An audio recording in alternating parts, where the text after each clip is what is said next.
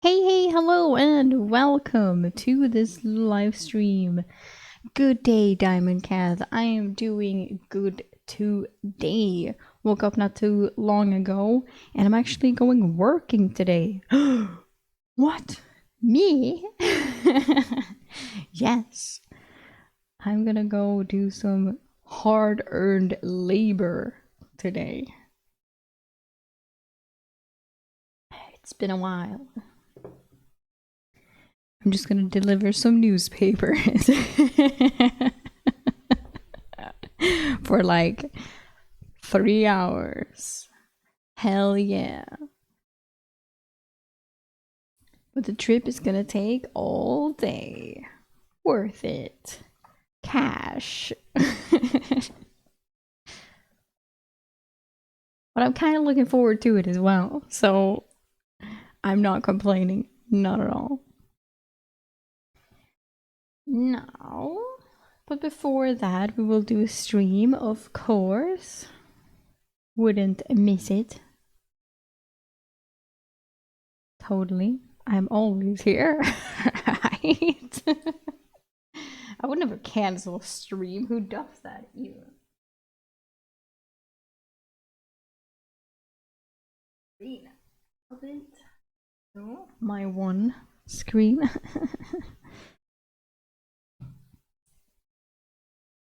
Beep, beep, beep, beep. I know how to change this because I moved it. Bam. Bam. Bam. There I am. Hello! Welcome, welcome.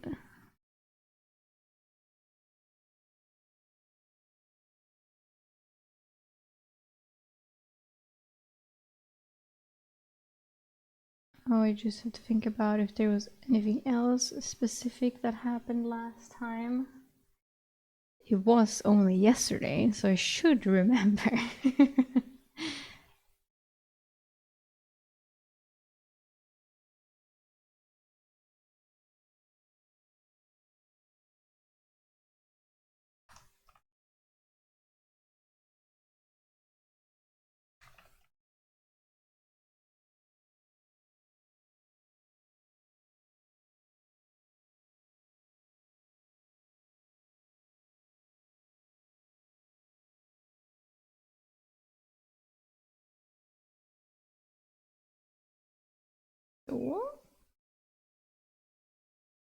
But I slept nice. It was a good night. And that's always good. I've been sleeping way better recently, not waking up so much during the night. I prefer that. I've started watching the OC. I've never watched OC before. And I was told I should watch it. I'm like, sure. And I like it.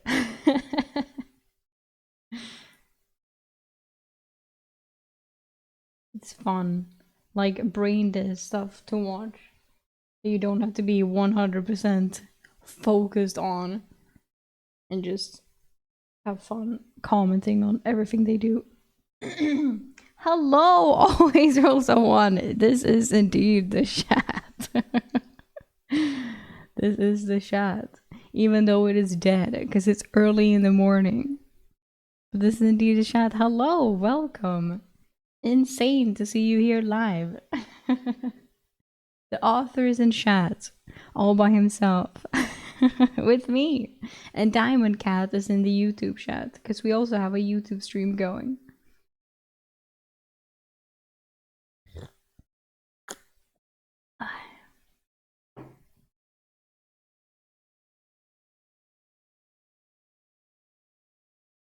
Yes. Oh, and thank you so much, everyone who watched the League of Legends lore video that I made of Aatrox. I really enjoy doing that type of video. I made a new one yesterday. I will attempt to upload. That one will be uploaded on Wednesday. I will attempt to try and see if it is possible for me to upload one every Wednesday. And that's probably a high bar to reach, but I would like to. That is the plan, the goal. But I can't make any promises. But I will do my best. Because I'm already Wednesday, so I have until Wednesday to make. No, I have so long now to make a new one. Because I was so fast. I'm like, brrr. So hopefully. You're stopping in for a few minutes. Any questions? I don't think so. I don't think I've had any specific questions. I'm just enjoying the story.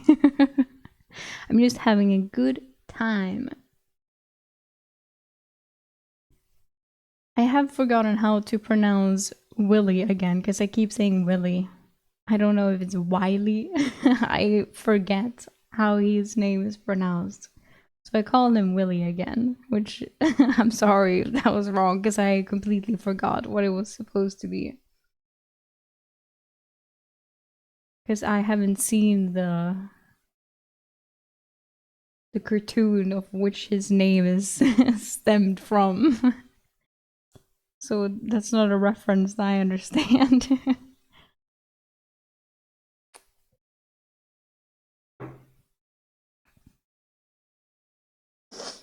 I think.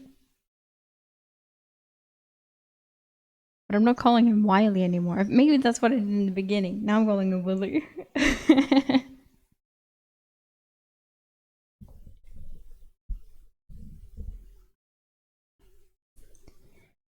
And then I have a question for, I assume, the supposedly VOD watchers. Hello, you few. And the live stream.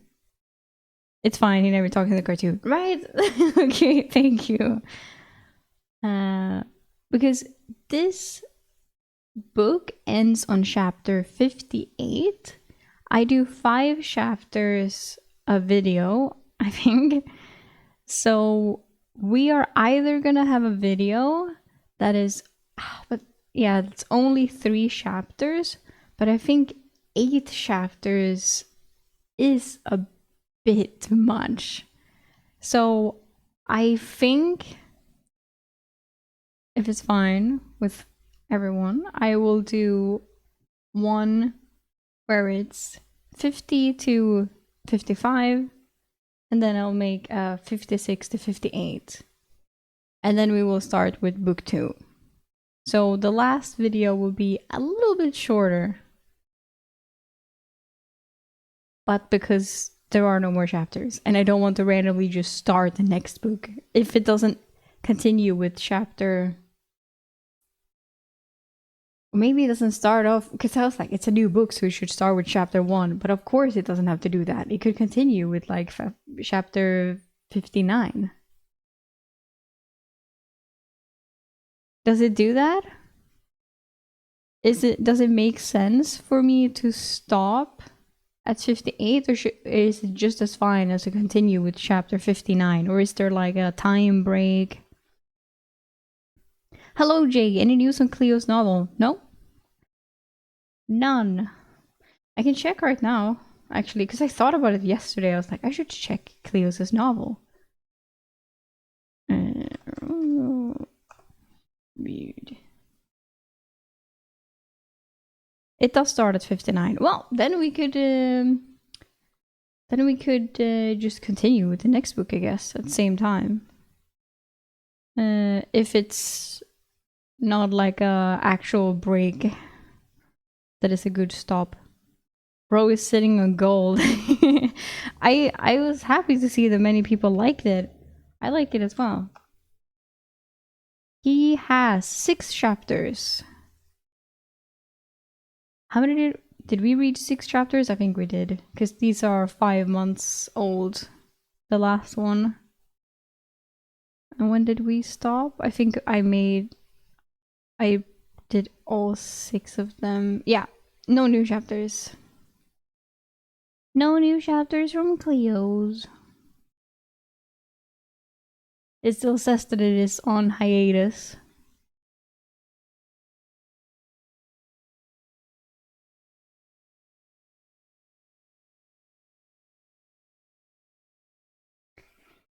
X grade meta.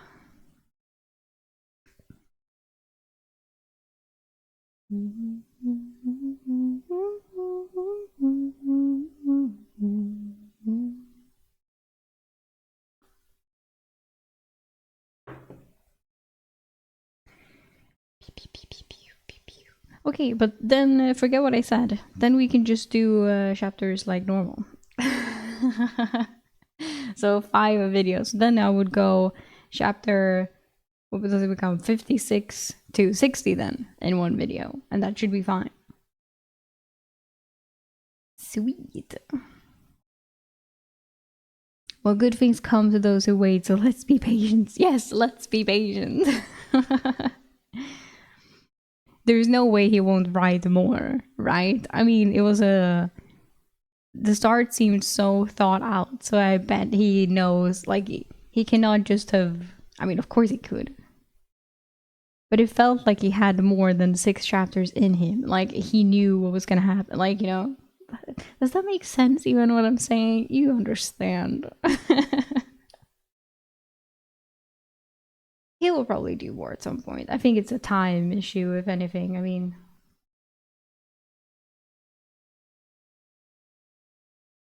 free time doesn't come to anyone nowadays.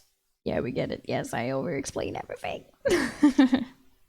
Okay, so let me stop doing that and get reading instead.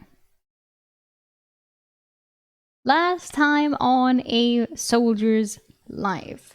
Eric murdered even more people, but at least got hurt himself this time. He had some awkward alone time in his room with a big ball and made the women clean it up. And now the big bad boys, the Barbarians, are attacking, so it's time to defend the city. Clean.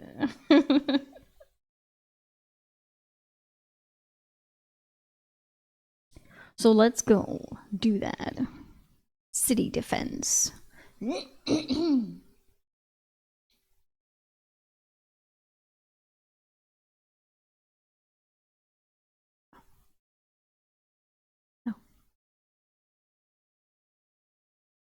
Chapter 46. Castile's plan. After we... I'm panicking already. It's Friday. Give me a break. After we returned from the wall, everyone removed their gear and went to sleep in the ballroom. They had been on an 8-hour night patrol, followed by 5 hours on wall watch, so they were exhausted. Unlike them, I was excited because I had just imprinted the healing spell form. I wanted to confirm that I could repair bones, but I wasn't foolish enough to break one to test my ability. I changed out of my armor and helped Lurkin in the kitchen for a while.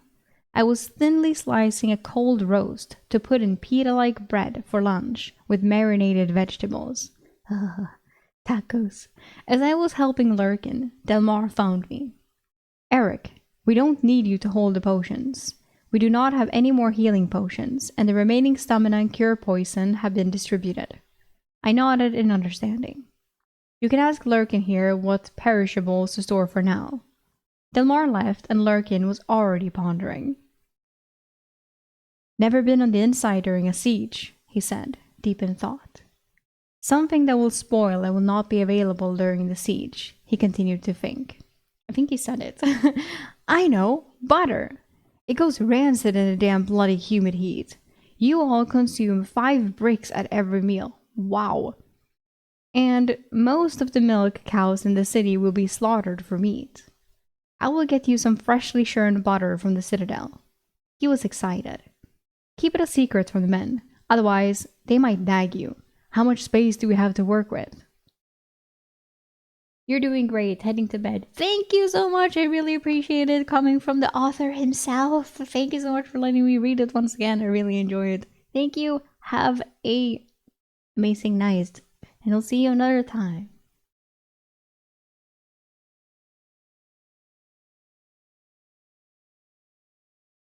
I showed him on the counter, gesturing with my hands. A brick of butter was about 3 by 3 inches and 6 inches long. The box in my space was a 15-inch cube, so we estimated 70 blocks of butter. That was going to be a lot of calories. After lunch, I took a nap and, as promised, was awoken to add a lot of butter to my storage. Lurkin brought 200 blocks from the Citadel, and I could fit the 70 expected blocks in the crate I reserved for Legion goods in my dimensional space. The rest of the butter would be used in the next week for cooking. I went to train in the gardens rather than remain in my room. Yeah, now when everyone is pestering him about it, oh, what are you doing in your room, Eric? Yes. And I was like, okay, fine, I will step out once. Now that the city was under siege, Constantine spent all his free time in the city, looking for rumors like Firth did. Everyone was training on their own, as our leaders were preparing defenses and meeting with the general and city guard captains. I reviewed the 7 movements of the 7 sword forms, then stretched for a good hour to cool down. Stretching for an hour? That's insane. Do people do that? Holy shit. I finished with some bow practice. We had some straw dummies set up, and I was shooting from 30 yards. Who gave you a bow? Regis asked, watching me score a hit half the time. I actually had 3 bows now. Why? 2 in my storage space salvaged from Duranda's men, and this one I got in the Legion Hall armory. I figured it couldn't hurt to practice. We only trained with a crossbow in training. A crossbow doesn't take much skill. Bows are superior because they aren't as heavy, have a better rate of fire, and aren't as bulky as a crossbow. Do you want some help? Regis offered. Definitely, I replied. Regis was very helpful with my pull and release.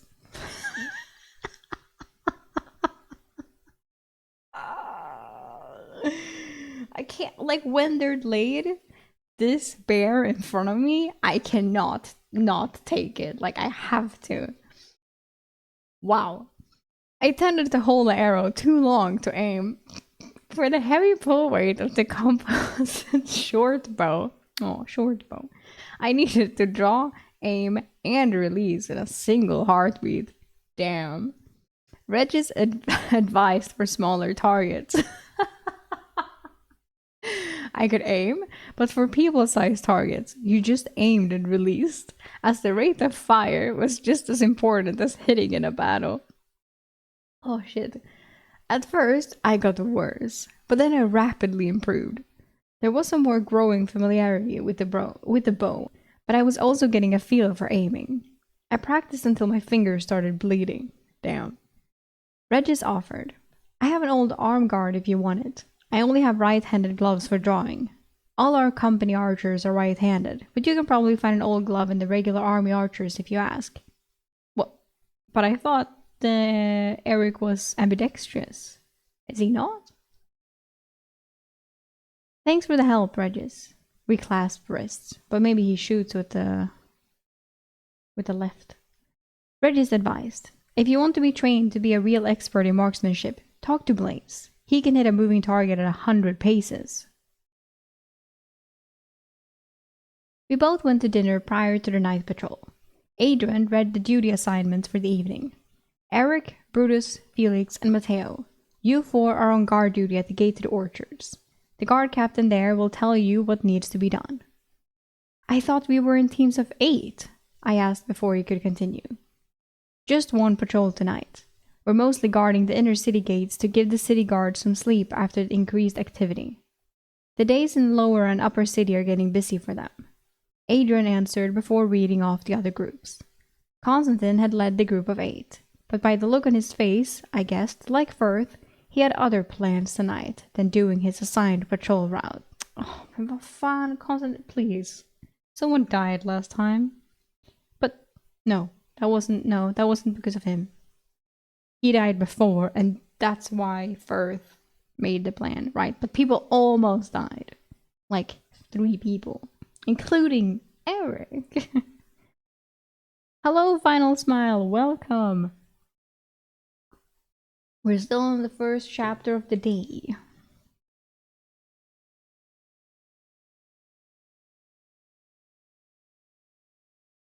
I considered Constantine's offer to join the Praetorian Guard.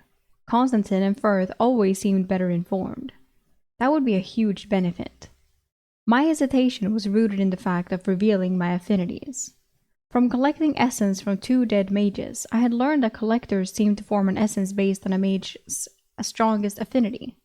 If they knew I had a 98 affinity in space, okay, so it wasn't 100. Would the Emperor or a first citizen think the essence I could give them was more valuable than what I contributed as a soldier? Also, if they would kill him for essence. Supposedly, the forming of an essence from a living person was outlawed in the Italian Empire, but I was skeptical that the Emperor followed his own laws. Okay, or if they will keep him alive for more essence.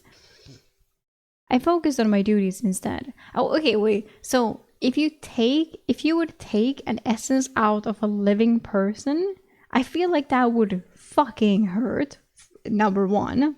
If it doesn't kill you, number 2. And will you lose affinity because they take your essence? So if they were to take his, like, if they would get a space essence, which I don't think exists, but a magic essence then, like, would his affinity to space go down from 98 to, let's say, 70 or something? I wonder if that's the case then, or like what would happen. I never even considered that you could do this from a living person. Because I thought, because they were like, oh, this is like their soul. Like, that's why they don't do it on their own guys, or why they said that some family members can, like, get the essence, like, we have his soul, like, we have his magic essence or something. So, it feels like it would, if you would get an apex essence out of someone, it feels like they would die, you know? That would kill a person. I have no idea, but I want to know. I focused on my duties instead. With my squad in charge of guarding a gate, I had them take larger round shields over the bucklers. We were stationary, so the weight wouldn't matter.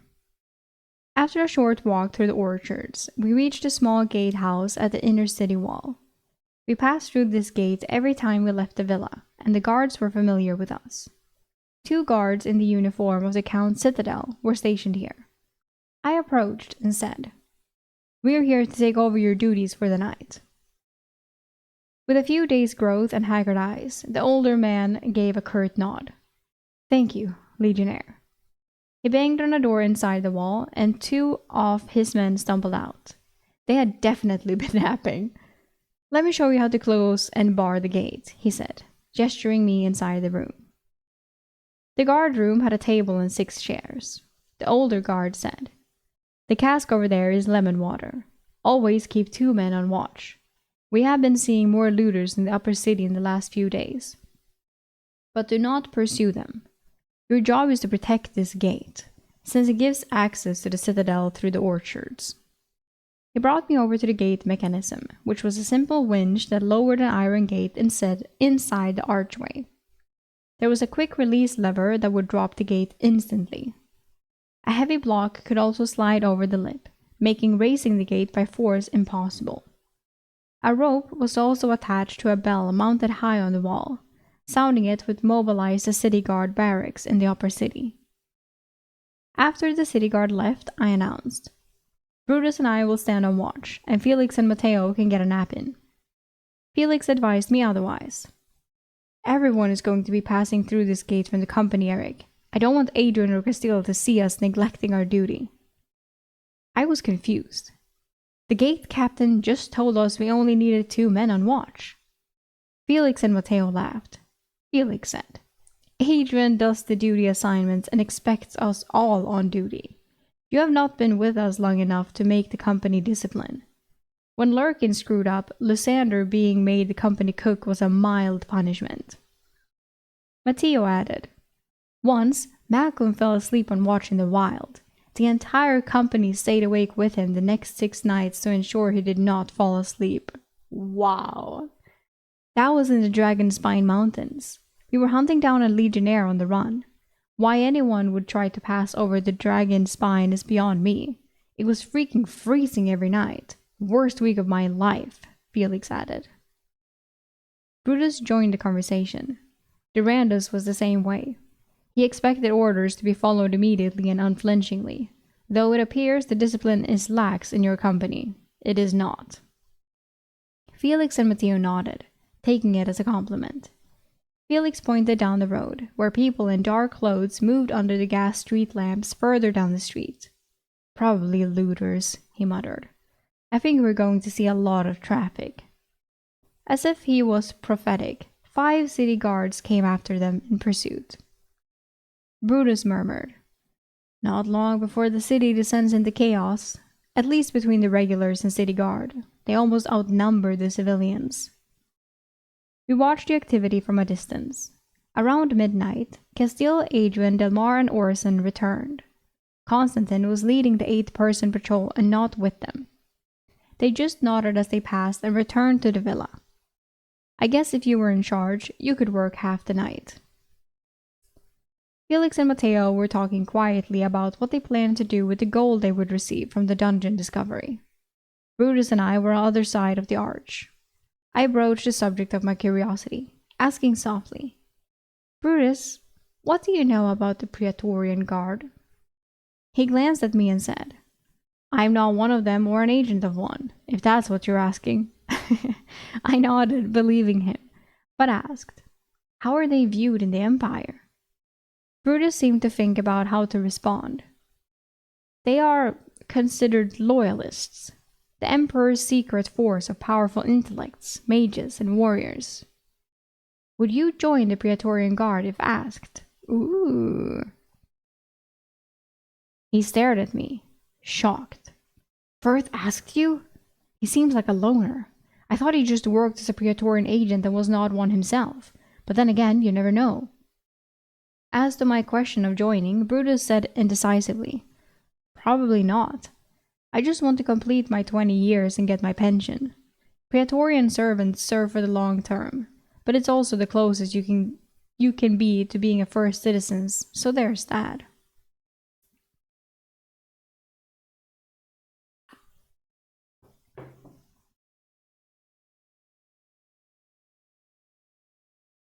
I thought about it, then said. It was Constantine who approached me. Brutus' eyes went wide. Really? 2 agents of the Praetorian in 1 mage company? Usually there's just 1, in case the mage goes rogue. Who was it in Durando's company? My curiosity focused on why he had not stopped the mage earlier. Why did he not stop the attack on the storm giant? Brutus huffed at the memory. Tauro. He led the archers and was the one the storm giant exploded with the lightning strike. He continued after a pause. I don't think the Praetorian agents interfere with the mage unless they intend to kill him. I think they're only there to kill the mage if they betray the Emperor or Empire. That was something I might be good at. Killing mages. I joined the Legion for protection and to learn how to defend myself in my new world. It got me thinking that maybe I should join the Praetorian for the same reason.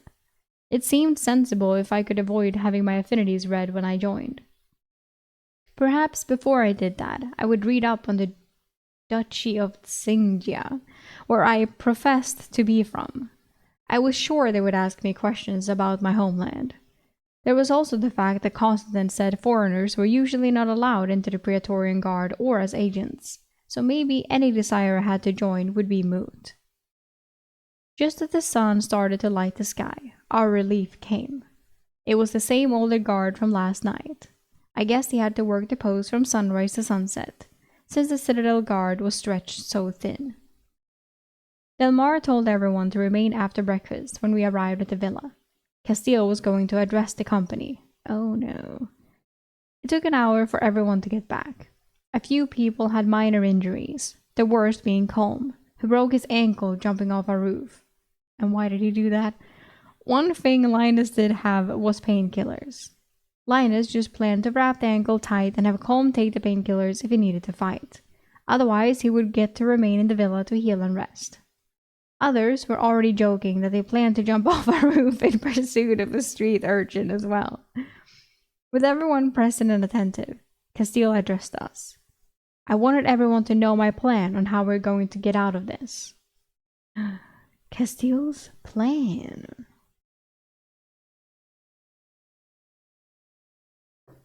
Let's see what she has.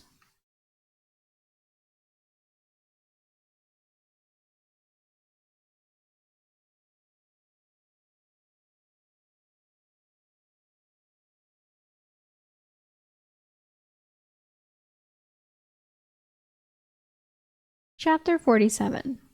Calm before the storm. We all listened intently as Castile voiced our salvation. The company had a lot of faith that she would have a plan up to this point. Castile paced as she spoke.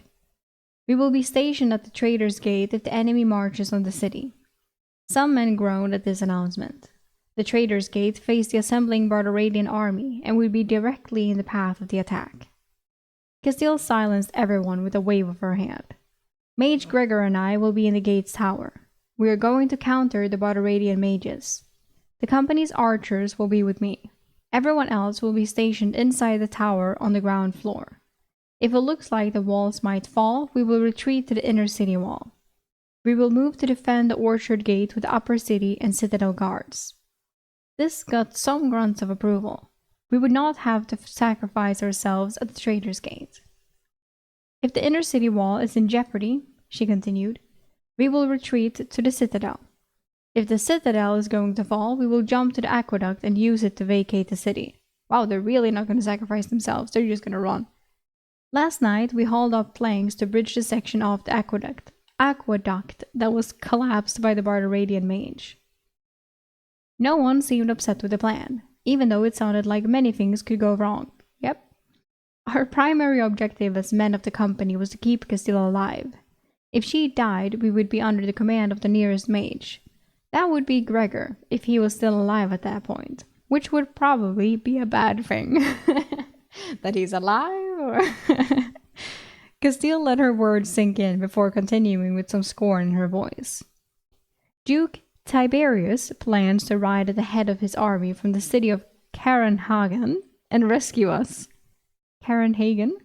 He will march when the Barteradians launch their first attack on the walls of Macha, or in 7 days' time from today. Everyone present had already heard the plan, but not the details. Adrian stepped forward. When you report to the wall today, I will give you a tour of the gate tower so you can be familiar with it. I will also go over the retreat route to the inner city walls. Same groupings as yesterday. I groaned, as I had volunteered for the first watch yesterday. It was not long before I was walking with Adrian, Constantine, Pavel, Regis, and Malcolm. I fell in beside Constantine and asked, "How was the patrol? No one mentioned anything at breakfast." Constantine grunted. We searched a few houses, didn't find what I was looking for. I was silent, waiting for him to tell me what he was searching for. When he did not elaborate, I asked, "And what were you searching for?"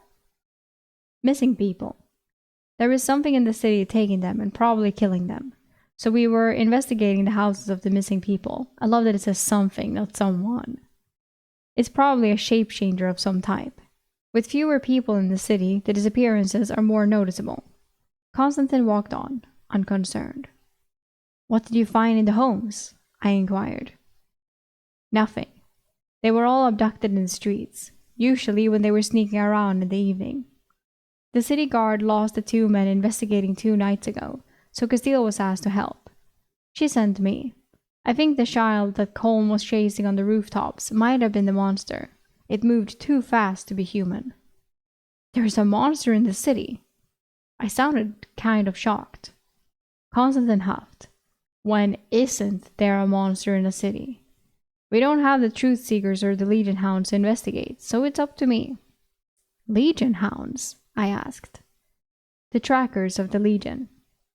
It's usually a squad of 4 to 6 legionnaires that specialize in tracking beasts, runaway soldiers, and missing legionnaires," Constantine explained. "I was a hound for a while, before joining Castile's company as a scout." "What about the Truth Seekers? I have never met one," I asked, trying to learn a little more. "They have mastered a spell form in the clairvoyance magic affinity. It lets them discern when someone is telling the truth. Some mages also learn the spell, but the best Truth Seekers always imprint the spell form on their ether core," Constantine patiently explained to me. "Do you have any spell forms?" I asked the warrior. "You don't ask a man that, Eric, but I do have 2. You need at least 1 to become a hound, and no, I'm not going to tell you what they are," he said lightheartedly. "I don't see how that's fair. You know mine already," I joked back, trying to tease it out of him. "Do I?" Constantine had a serious tone. "Oh. I know you have a magic box, but is that all you have, Eric? You don't offer up secrets if you do not have to. Telling you I had 2 spell forms could have been a lie, but now you think I have a secret or 2 up my sleeve." He smiled. "Yeah, Constantine is playing mind games. I don't like it. Tell me." I'm too curious of a creature. We walked for a while and I decided to guess at one of his spell forms. Oh, this is so me. "I already know one of your spell forms, Constantine," I said casually. "You can move objects." Constantine skipped a step and was silent as we walked, not responding. As the wall came into sight, he asked, "Was it the door I opened? I think that's the only time I've used my spell form in view of anyone in years. Damn, Eric. Sometimes you surprise me for being a country boy."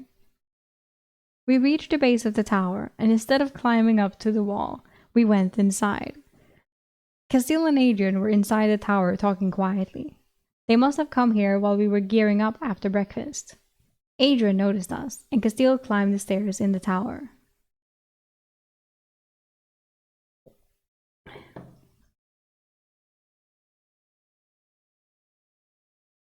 Adrian began his lecture. The crates over there are the arrow bundles. If you are not on the wall, you are runners for our archers. Our legion archers only. Adrian spent a few minutes at the crates.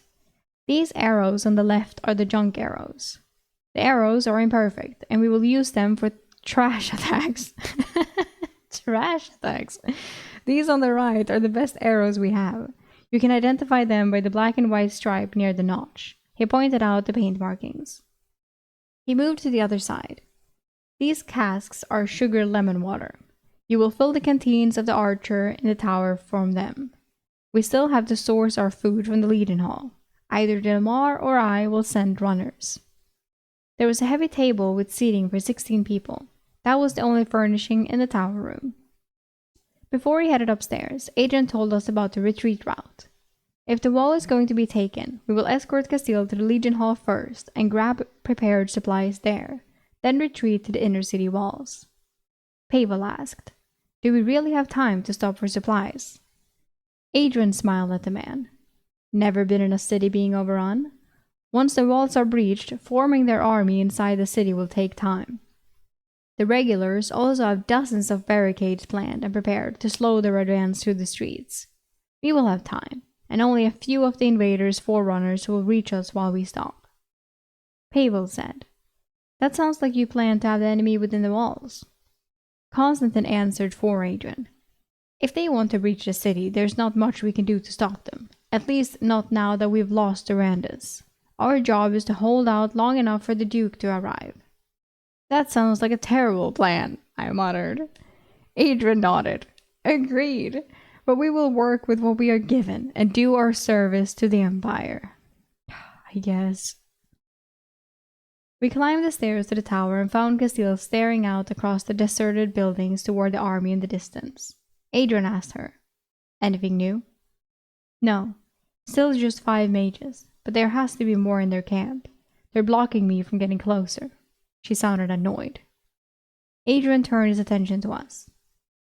"Here are our 14 archer positions and the barrels where you refill their arrows. Castile will be in this tower, and Gregor will be in the lower on the other side of the gate." Pavel and Regis checked out the field of view, while I walked to the parapet and looked out on the field. I was surprised. The army looked twice the size as yesterday, and I counted 7 griffins in the air over their camp.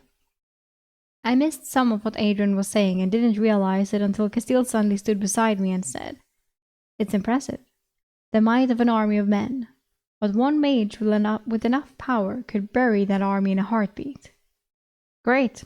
So we're not going to have to fight then," I said hopefully, but I knew she was not talking about herself. "No, there will be a fight. The Emperor himself is the only mage in the Empire who could end that army. His mastery over void magic, is the most frightening thing I've ever seen." "Void magic? Intriguing," Castile murmured as she continued to study the enemy. I boldly asked, "Why did you let our company get trapped in this city?" Castile didn't respond immediately, and I thought I had offended her. Adrian was leaving, and my squad was heading out onto the wall for their watch. When everyone was gone, Castile answered my question. "Mages are not as free as you believe us to be. We can't deny an order by the Emperor or any Duke. That's why I take the most desperate missions. At least that way I can somewhat control my fate." "It doesn't seem like fighting here in an unwinnable battle is controlling your fate," I offered in return, expecting a harsh rebuke. Castile tensed slightly. "No battle is unwinnable," she said softly, and I didn't think she was referring to the army gathering outside. She turned, and we made eye contact. "Ooh. It is all how you go about fighting the battle. Perhaps one day you will understand that, otherworlder."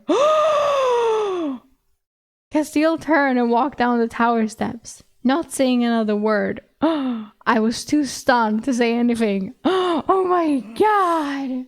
She said it. I mean, we were kind of assuming that she had some idea, but oh my god, she just like, I know, bitch.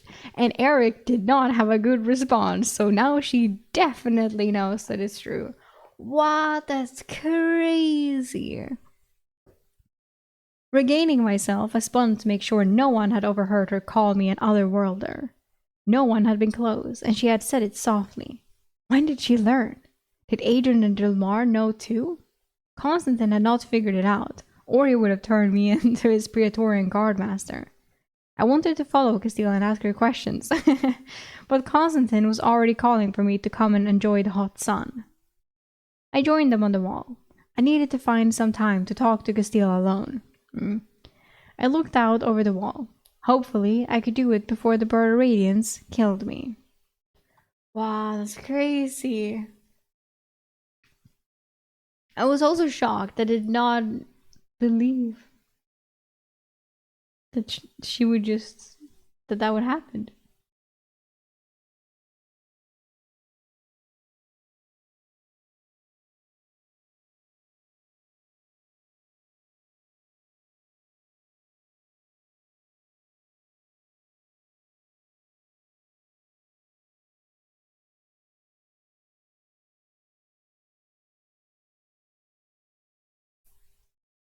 Chapter 48. Rats again? More rat tails to collect? For Lurkin? After the wall watch, I tried to find Castile, but she was not at the villa. Wow, someone is desperate. The other men thought she was with Delmar in the city, making more preparations. After lunch, I took a nap in my room. I needed the rest, even with my anxiety about Castile's knowledge. Or maybe she was only guessing I was another worlder. What? Yeah, but now she knows because your reaction, you stupid. If she was unsure before, she is 100% now.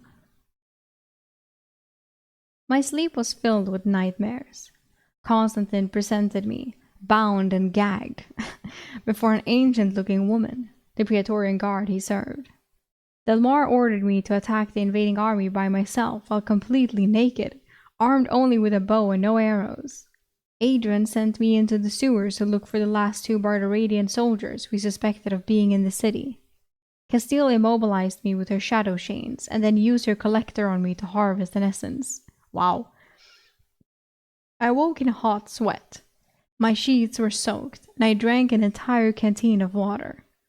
My sweat was not just from the dreams, though. I walked out to the kitchen. It was stifling, though none of the ovens were being used. It was still a few hours to dinner, and Lurkin was not around. I went out back to find a few men sitting in the shade and joined them. Is it just me, or is it extra hot out today?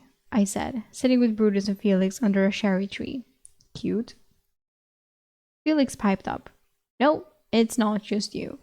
Castile left an hour ago with Adrian and Delmar. She thinks the Bardaradians have set up a weathery array around the city. Guess they plan to cook us alive. What? I thought they weren't going to hurt the civilians. I wiped the salt stinging my eyes away. Most have left the city already.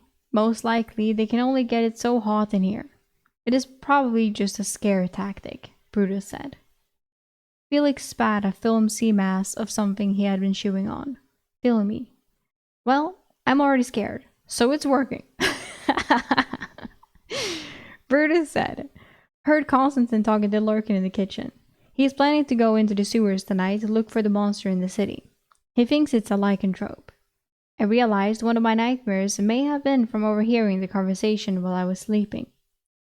Lycanthrope? You mean a werewolf? Felix asked. No, Constantine thinks it's smaller than a werewolf. Maybe a were-rat or a were-badger. He found 2 spots where it was heading in and out of the sewers today. Felix drank deeply from his canteen to clean his mouth. Does Constantine ever sleep? He's napping right now. Plans to put together his sewer squad at dinner. Brutus took the canteen from Felix and drank. I joked. So if we skip dinner, we won't be selected. Guess I'm not feeling hungry. We all laughed and went inside. I invited them to the basement larder to cool off, and we found Lurkin down there doing his prep work for dinner. The heat had not penetrated here yet. We all helped him prepare the food, cold sandwiches and vegetables marinated in vinegar and olive oil. Olive oil was a luxury item, as the only orchards existed around the capital, according to Lurkin. He had found one small cask liberated from the Citadel stores and planned to use it all. We helped carry up dinner to the dining room, where everyone was covered in a sheen of sweat and looked miserable. Constantine was talking with Delmar, and I did not see Adrian or Castile. The mood was subdued as we ate. Eventually, Castile and Adrian entered and took some food as well. Castile spoke before Adrian announced the deployment for the night. This is the magical weather of the Barbaradians. They are trying to soften us up a bit. I suspect they will try to freeze us when the sun sets. Some groans echoed among us, including me. Bring your thermals with you on gate duty and patrol, she continued. Adrian and I will be moving to the Legion Hall after tonight to be closer to Trader's Gate. That way, we can respond faster in the event of an attack. Everyone was silent. We assumed our days in the comfortable villa were numbered. Adrian stepped forward. We will continue to keep you quartered here. There were some signs of relief. Tonight we have 4 inner city gates to watch, and Constantine is taking 5 men with him into the sewers. A panic rippled through the men, and some swore softly. It's not that bad, men. The city has half as many people, and the damaged aqueduct flow has been flooding the sewers, cleaning it out somewhat. Yeah, sure. Willie chirped. So you're volunteering? Adrian held up his parchment and made a show of crossing off a name and writing a new one. He announced, Constantine's squad is Willie. And the men laughed as Willie's mouth had gotten him in trouble. Brutus, Matteo, Felix, and Eric. Oh, really? Frigging selected again? I did the only thing I could and asked a stupid question. With the aqueduct damage, how are we going to get clean when we get out? Apparently, it was not as stupid a question as I thought it was, as there were murmurs of agreement.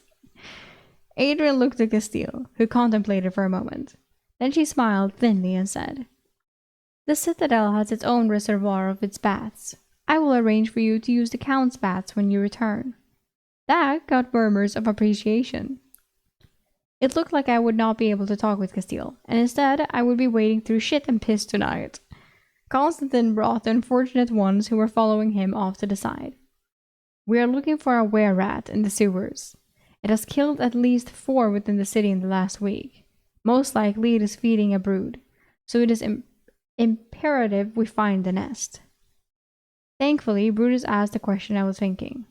Should we be worrying about this during the siege? Constantine's glare made me glad I had not asked the questions. Whereas can become a plague in no time. One can become a dozen in a month. Now to the hunt. We're going to stop in the Citadel.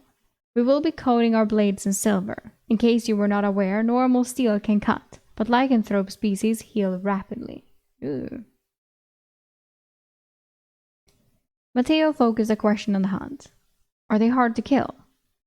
Constantine nodded at the sensible question. As long as they are struck with silver, they will die like any other creature. Silver is a strong poison to them. Now, I selected this group because you all have glowstones. Make sure Eric tops off their charge. Stones started to be held in my direction, and Constantine continued. Although only one has been seen in the city, I suspect there are more. Not many, but more. My best guess is whatever their food source was. It has dried up since many of the citizens have left. As such, it was forced to take people from the streets to feed its young. Constantine then advised us. Leave your lower body armor and get some wraps for the top of your boots. You don't want them filling up with sewer water. Ugh. We all suited up and went to the Citadel. Coating the blades was simpler than I had thought. The smith had a boiling vat of thin adhesive. Our blades were dipped and then quickly had silver dust added to the blade. It was set on oiled stones to dry for a few minutes. When I got my short sword and dagger back, they looked like they had been coated in fine glitter. The smith advised us. The glue will deteriorate in about a week, but even before then, the silver will be deposited in wounds made with the blade. It is much more effective than dipping a blade in molten silver to coat it.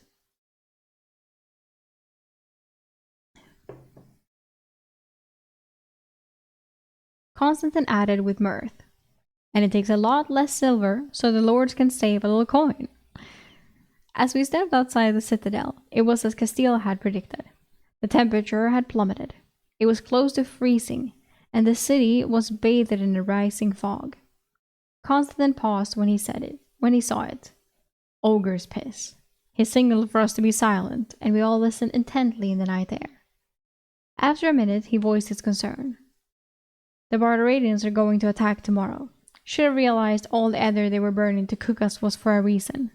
One more cycle of hot, humid day and cold night will make the fog too thick to see 20 feet in front of you.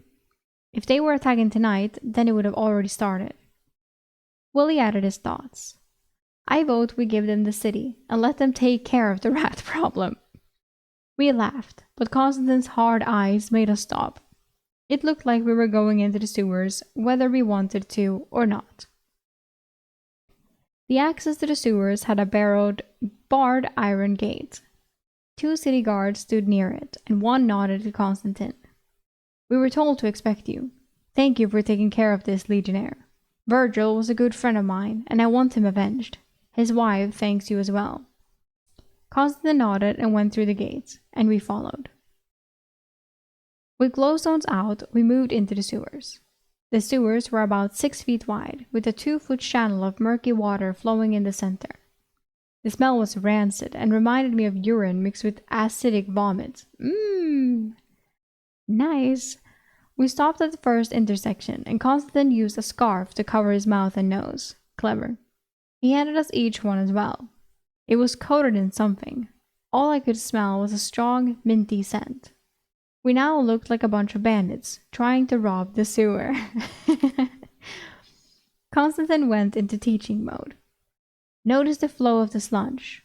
You can follow that to the refuse chamber. There will be 4 or 5 city guards guarding that entrance. If you get separated, head there to get out. Most of the entrances are barred, with no guards to let you out. The only other threat I know down here is the green slimes. They usually stay in the shadows and are harmless unless you touch them. They can dissolve your skin after a few minutes. Just leave them alone, and they will not bother you. With those words of wisdom, we followed Constantine into the winding tunnels. This did not seem so bad. I had thought we were going to walk through sewer waste. Look, a slime! Willie pointed with his glowstone. An amorphous, murky green blob was crawling along the filthy channel. Ugh. Brutus prepared to swing his blade, and Constantine barked. Hold, Legionnaire! You do not want to lose the silver coating on your blade. Slimes are important to the city as well. They help compost the waste, kill rats, and contain disease. Leave it be. We continued to follow the flow of the waste and spotted a few more slimes. Eventually, we came to another intersection, this one blocked by a gate. On the other side of the grate, the sewer no longer had a channel down the middle. Constantine produced a key, played with the lock, and the gate swung open. I wasn't sure he actually used the key, as he had shielded us from its use. I guessed it was just for show, as he used his spell form. Damn. He turned to us. We were going into the lower city sewers. There are a lot of side rooms from basements of the old city before they built the sewers. They should have all been sealed off, but many of the walls have collapsed over time. I believe the were-rat is nesting in one of these. Look for small passages, loose bricks, and anything odd. Constantine stepped into the passage, ankle-deep in green-brown muck. Oh, fy helvete. He started walking, and we all followed reluctantly. Matteo stepped on a submerged slime and slipped backward into the waves. Oh no! We would have all been laughing at him were we not spitting and cursing from getting splashed. Oh. I had been 2 men back and was fortunate not to get any on my face. Others were not as lucky. Oh, bleh. Oh shit. No, not the face. Constantine just shook his head. Slide step as you go. There are slimes in the sludge and probably a few deep voids in the floor as well. Matteo muttered that the advice was offered a little late. After a number of turns, I was thoroughly lost, but happy that all I had to do was follow the flow if I got lost. We started encountering the side chambers like Constantine had mentioned. The first one had cots to set up in it, and there was mold growing everywhere. Constantine said, "This has not been used in years. Probably a refugee from the last time the city was taken. Or refuge. We searched the room anyway and only found some cracked pottery." The next entrance was just a few bricks missing at the bottom of the sealed room. Matteo, already filthy from his fall, was told to check it out. He got a slight scare from a slime on the other side, but saw no other threats. It was a small room with shelving covered in dust, holding only a few rusted tools. These side rooms only flooded during torrential rains, but the slimes cleaned them well. Constantine seemed sure his quarry was in this part of the sewers, so we continued to search. We searched over a dozen alcoves, old sealed-off basements, storage rooms, and overflow chambers. We were covered in things I didn't care to talk about. Even though the muck level never passed my knees, the splashing and wicking action had my pants soaked. The wetness seeped into my underwear as well, and I was ready to be done with this. We turned at a Y intersection, and Constantine rasped, "Found you, little devil!" He turned to us, just caught sight of it. It ducked into the side archway ahead. Even the prospect of a coming fight was welcome, as long as we could get out of the nastiness of the sewers and hours of trudging through other people's shit. Okay. Time to catch the rat.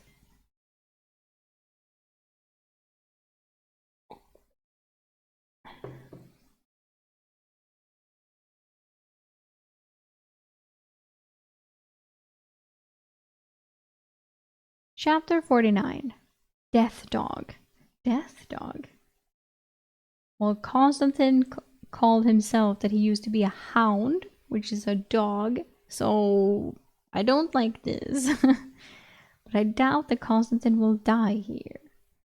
Constantine quickly laid out a plan. I will go first. Keep silent until I shout, then rush behind me for support. Okay, that wasn't much of a plan.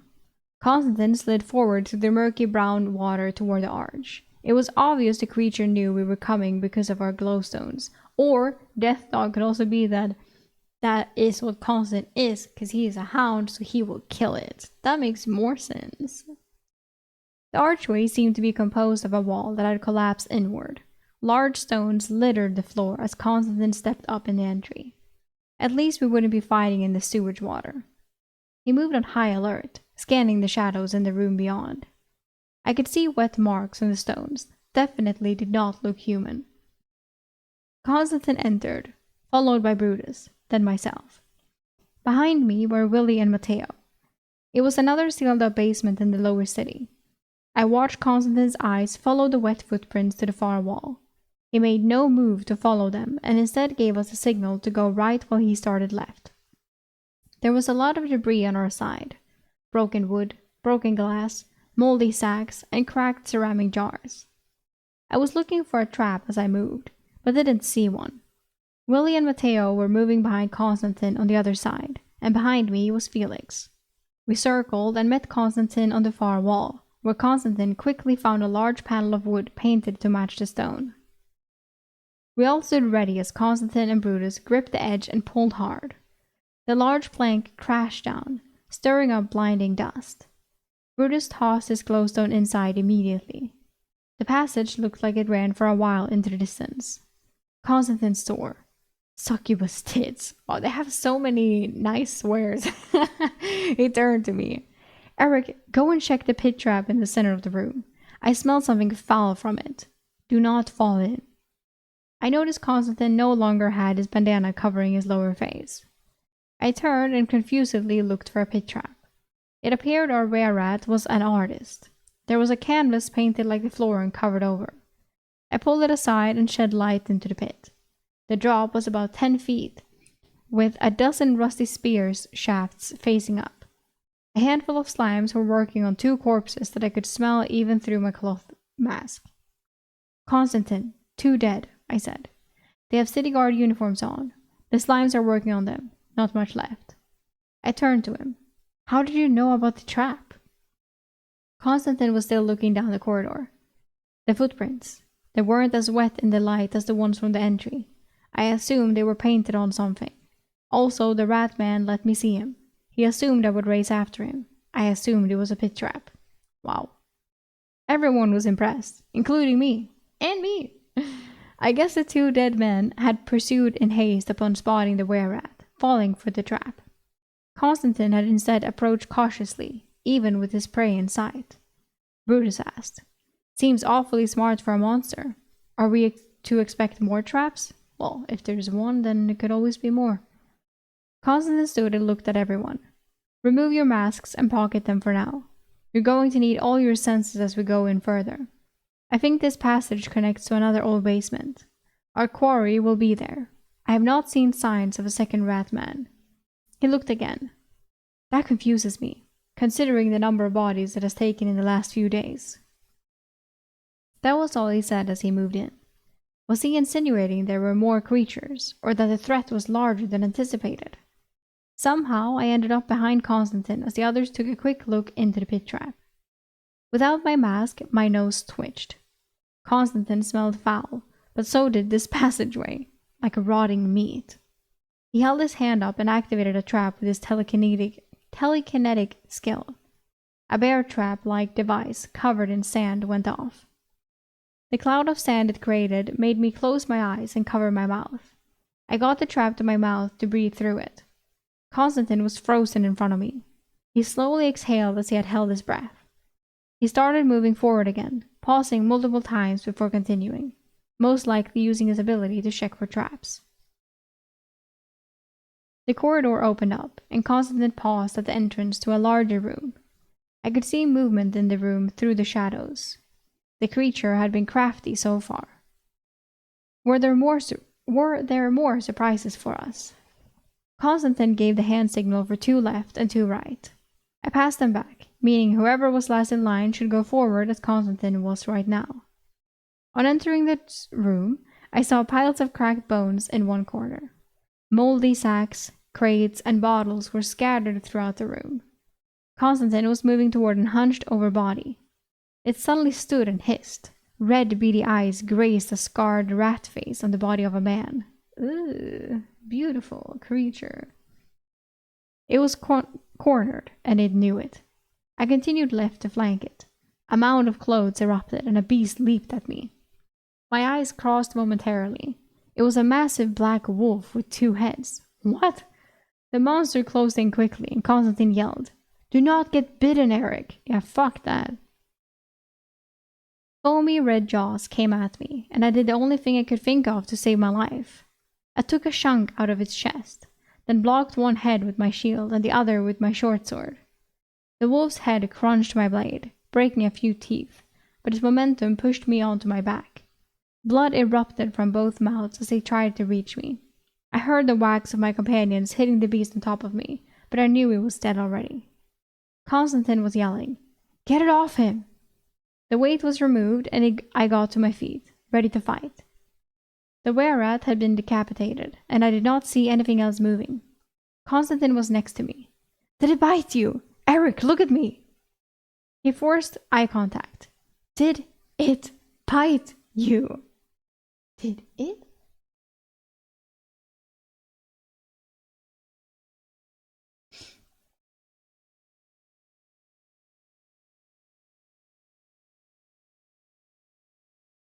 Hello, Shane. Welcome to today's stream.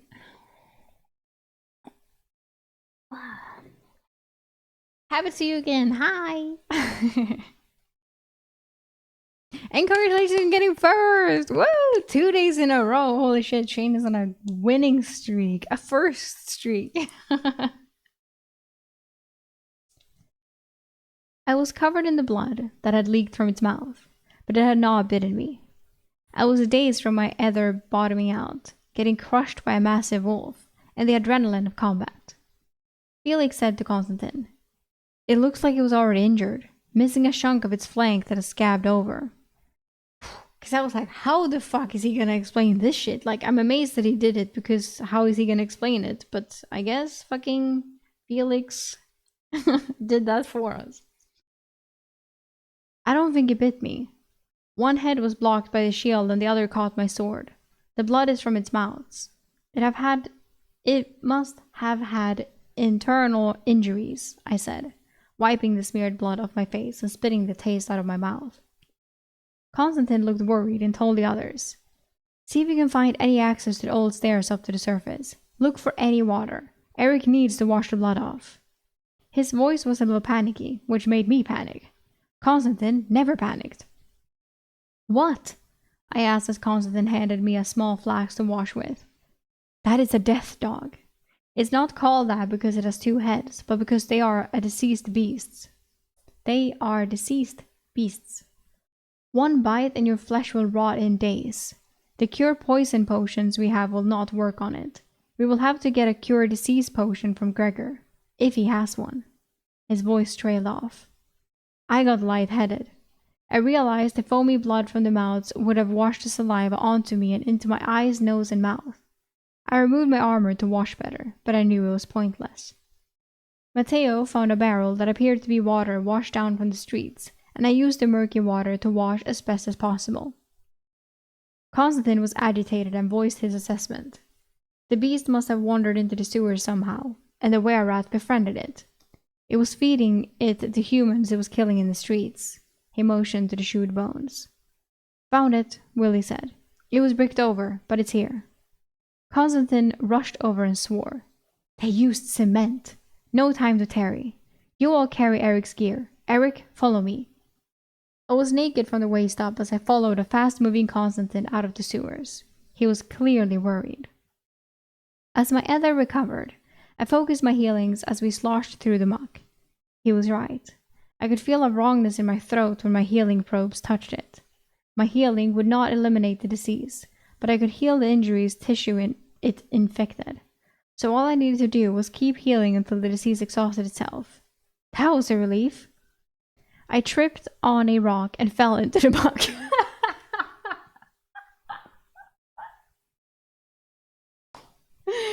Oh, it's something so funny about Eric, like, "I'm dying again," and he's like, "Oh, but I can do this," and then just falls straight face forward into the sewer. Oh, Constantine looked back. "Come on, Eric, no time to rest." Oh, and I love their comebacks, dude. These are such guys, and I love them. The next time I was volunteered to go with Constantine on any mission, I was going to protest. I stood and caught up. The others were falling behind. We got to the gate where Constantine waited for the others and ordered them to bring Castile to the Legion Hall. I raced after Constantine through the fog-shrouded city. We entered the Legion Hall minutes later, and a few of Gregor's men told us to get out and wash up before returning. Constantine just barked, "Get Gregor, now!" A sleepy, bleary-eyed Gregor appeared minutes later. Constantine did not waste time. "Mage Gregor, if you have any cure disease potions on you, we require one." He put his hand to his nose. "Did you bring the entire sewer in here, Legionnaire? Castile already owes me for the additional healing potions. I'm not giving up my only cure disease potion," he growled as he sat down and someone brought him a hot drink. Constantine's forearms flexed over and over as he balled his fists. He held himself in check as we waited for Castile. It was about 15 minutes before she came into the hall. She walked up and examined me for a long moment. "Fuck, he's infected. Gregor, give me the cure disease potion," she said impatiently. "Castile, we divided the potions equally, and I already gave you more of the healing potions. I may need it for myself," Gregor said, unconcerned about my fate. "It was a bloody death dog, Gregor." He looked sharply at me, eyes going wider. It got into his eyes. He has very little time before he's permanently blinded. Give me the fucking potion. While they were having a shouting match, I focused, slowly pushing healing ether into my eyes. Gregor did not bulge, and Castile pulled her wand. It was the one that had cast blue missiles in the dungeon. She threw it at him. It hit his chest and shattered to the floor. "That is worth 20 potions. Give me the potion." Gregor bent over and retrieved the wand from the floor. "I will be back with it." He did not hurry as he left. Castile turned to the legionnaires in the room. "Prepare him multiple baths in the horse throws. He will scrub himself clean in each one. Then he will consume the potion. Hurry!" she ordered, and half the dozen men raced to it. Now I'm also starting to get a bit scared. Of course he will make it, right? But still. The 3 water throws were barely big enough for me, but I made use of the impromptu bathtubs. The cold water scrub was welcome. The first tub ended a murky brown. The second was a light milky white from all the soap I had used. The third was going to be a rinse. I just settled into the third and final tub when Castile walked out. It was very early morning, and the cold air was turning to humid air as the Bardoradians switched their weather array. We were the only 2 people in the stable area. Oh, now we can talk to her. As there were no horses. The horses can't even hear us. She sat on the edge of the tub and looked into the water briefly, before handing me the potion. I drank it immediately. With my healing sense, I could feel the red aura of the disease getting washed away. It was a relief, as my healing ability was not able to counter the disease. Castile did not leave though, and just sat there. I broke the silence and asked, "Why do you think I'm another worlder?"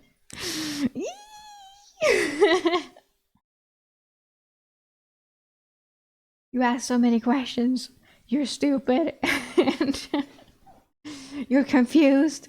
You're not where you come from. I've been there. That's where I'm from. Maybe. I don't know. People would know that probably. I have no idea.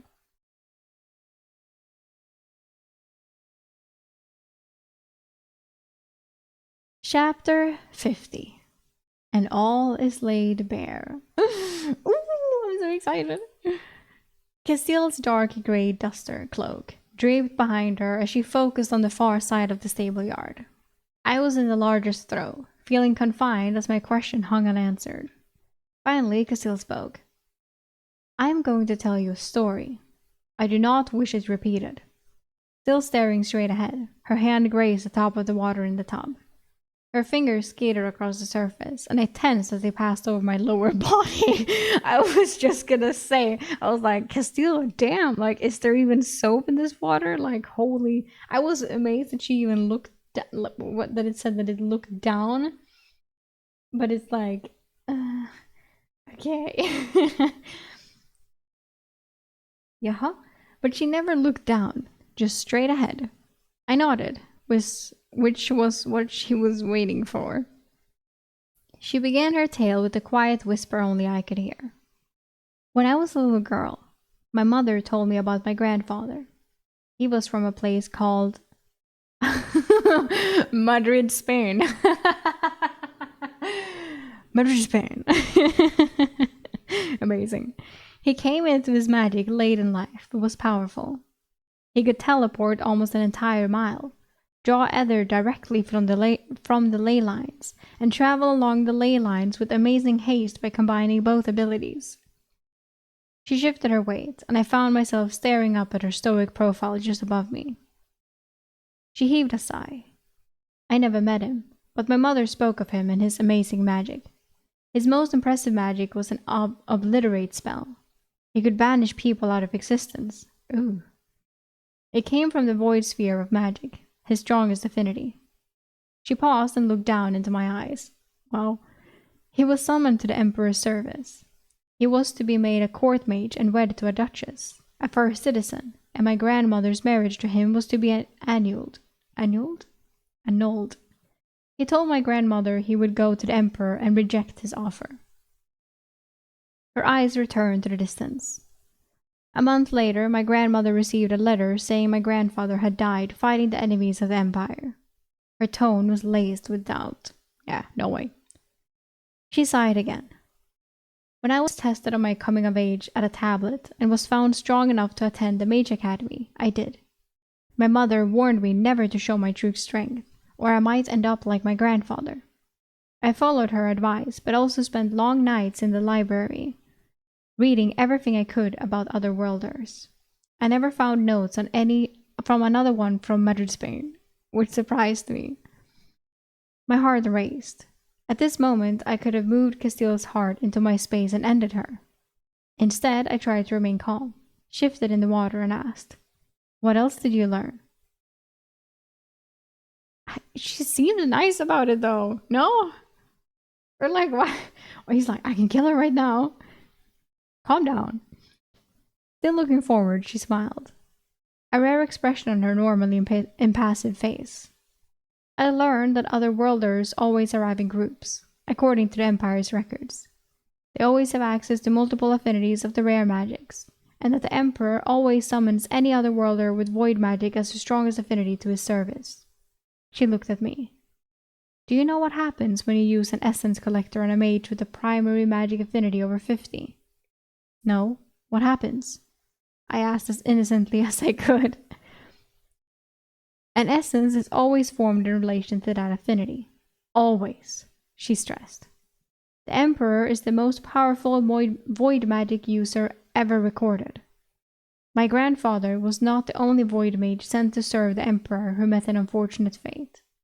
The public record are stricken and hard to find, but even then, I found over 20 in the last 300 years of his rule." Castile stood, removing herself from the edge of my tub. "You never answered my question," I said somewhat foolishly. "Why do you think I'm an otherworlder?" She smiled coyly. "You should talk more with your Legion mates, Eric. They would have told you I'm famous for 3 spells. Oh, she's fucking clairvoyant. Shadow Shames, Dispel Ether, and All-Seeing Eye. You have seen me use my Shadow Shames. My Dispel Ether is powerful as it allows me to dispel another mage's ether as they try to form a spell. You have also seen me use All-Seeing Eye a few times. I summon an invisible etheric ball that I can send anywhere to scout. My eyes see through it. It can pass through walls and can be sent hundreds of feet away from me. I was using that spell on the wall yesterday." She smiled at the panic in my eyes. Ooh. "And what have you seen with your all-seeing eye that makes you think I am another worlder?" I asked weakly. She peeked into the water again. And I felt myself flushing red for some reason. Oh my god. Her small frame towered over me like a colossus. "You didn't get the single room by accident, Eric. I figured you would feel safe inside it to reveal your secrets, so I asked Linus to tell you about the move to the villa." "What? Why would you do that?" I asked, thinking again about taking Castile's heart. Wow. "It was the dungeon. I sent my eye to check on you and found you furiously trying to clean yourself in your armor. I assumed you went into the next chamber and fought another monster. I immediately ordered everyone out of the dungeon, as I did not want the first citizen to take whatever prize you may have recovered from the final monster in the dungeon." "So you want that prize for yourself?" I stated a bit frostily. I didn't even know what the pendant did.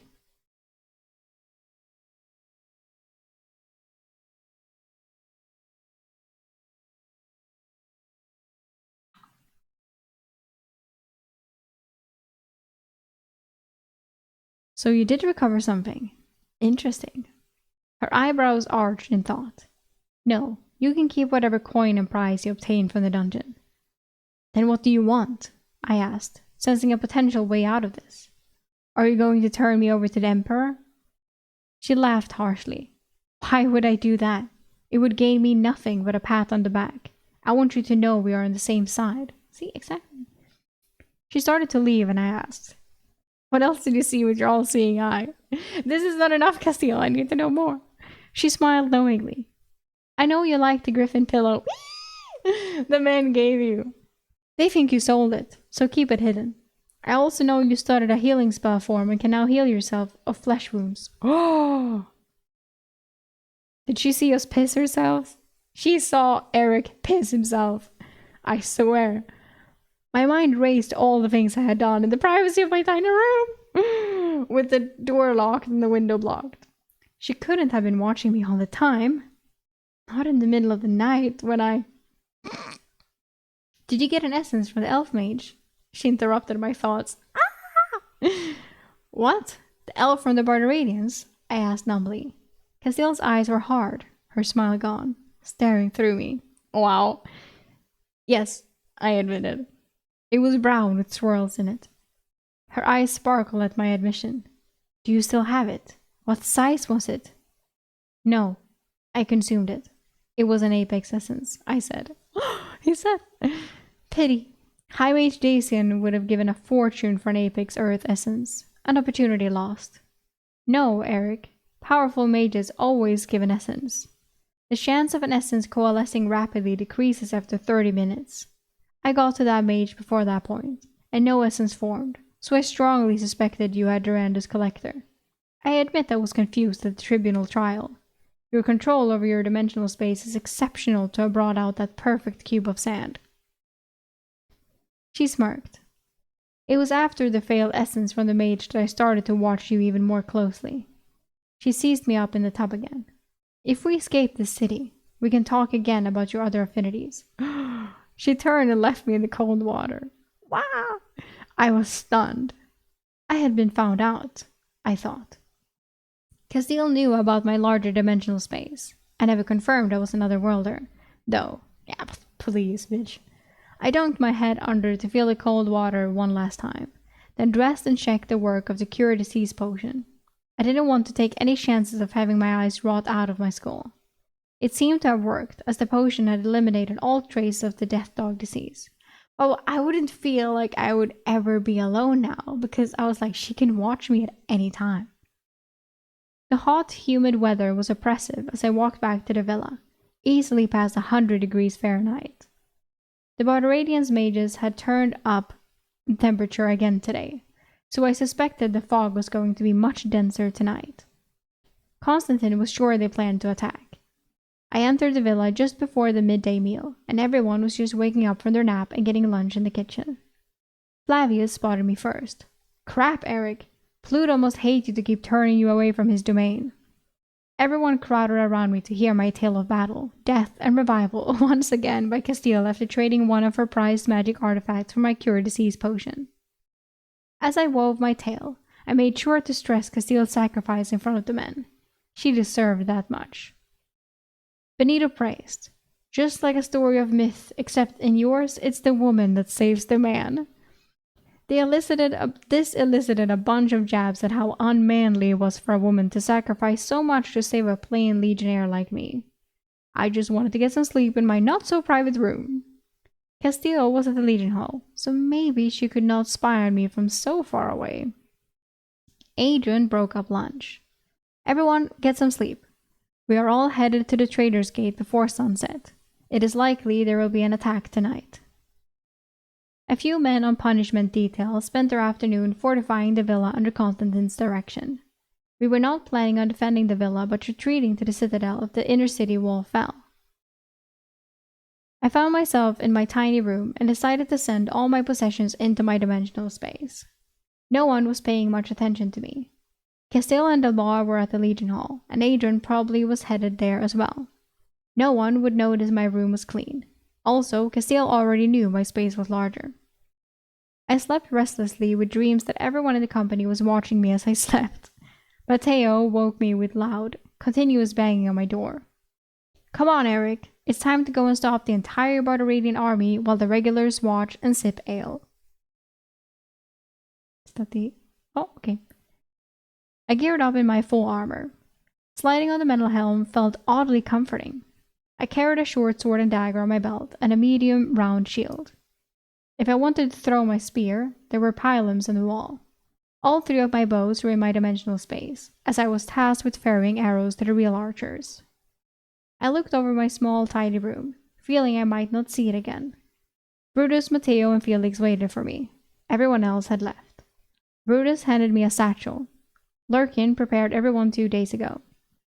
Lurkin prepared everyone 2 days' rations and 2 canteens of lemon water. I checked to find 2 canteens and 7 bundles wrapped with strings. One is your dinner. If we don't hurry, Adrian will send the Legion Hounds after us. We made our way to Trader's Gate in the oppressive heat of the late day. To distract ourselves, we talked about our favorite foods. Matteo liked something that sounded like pulled chicken smothered in a spicy sweet sauce. Felix liked something akin to a corn tortilla with caramelized cheese on it. Caramelized cheese! Brutus was happy with the dessert made from heavy cream and spirits. It needed to be made and served cold, as the cream was whipped into a thick consistency. My favorite food, sadly enough, was fried chicken with all 11 herbs and spices. Sadly enough. Adrian eagerly sent all four of us latecomers to the wall to take watch. My friends blamed me for having to spend the last 2 hours in the miserable heat of the day. As the sun set, it was like a switch had been flicked, and the air conditioning had been started. Almost immediately, wisps of fog began to rise from the field separating the wall and the enemy encampment. As the temperature plummeted, the enemy was soon obscured by a thickening fog. Adrian walked over to us. "Get down in the tower. The regulars are coming up now to man the walls. Do not get too comfortable. I have a feeling they're going to test us tonight." We could hear muted horns in the distant army, as if Adrian were prophetic. Again. Oh, okay. Okay, so there was no battle this time, but we had a battle with Castile, if you know what I mean. And the battle will continue next time. I'm extremely excited. So that's it for today's stream. Yippee! We made it! Another day. Another many chapters. Very good chapters today. I really enjoyed that. Castile knows, and we know that she knows, kind of. But he was like, "Oh, I didn't actually say yes to being an otherworlder, but like, I'm like, please, dude, you didn't say no either." You said, "So what? Are you gonna turn me in?" Like, please. Good luck trying to convince her that you're not after this. Holy.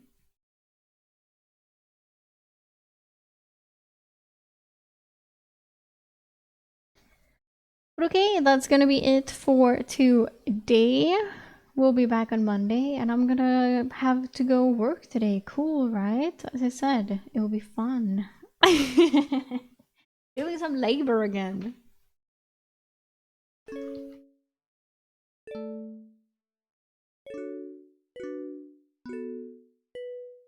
But thank you so much for coming to the stream and watching the VOD. Hello, you. Thank you so much for doing so. Feel free to go follow me on Twitch, YouTube, TikTok, Instagram, and join the Discord server. Many people have, and I get happy every time someone does.